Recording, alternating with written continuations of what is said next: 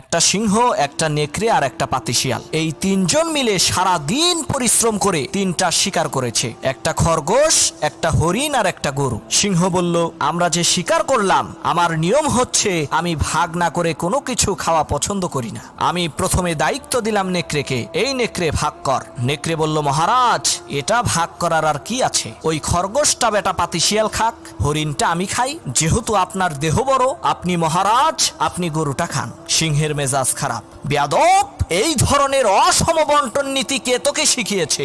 এক থাপ্পড় মেরেছে, নেকড়ের কল্লা 50 হাত দূরে যেয়ে পড়ছে। এবার সিংহ শিয়ালকে বলছে, এই শিয়াল ভাগ কর বেটা। শিয়াল কয়, মহারাজ এর মধ্যে ভাগ করার কিছু নাই, আপনি ব্রেকফাস্ট করবেন খরগোশ দিয়ে, লাঞ্চ করবেন হরিণ দিয়ে, আর ডিনার করবেন গাভী দিয়ে। মহারাজ খুব খুশি। হে রে শিয়াল রে, এত ইনসাফ ভিত্তিক বন্টন নীতি কে তোকে শেখালো রে? শিয়াল বলে, কিছুক্ষণ আগে যে কল্লা দিয়ে গেছে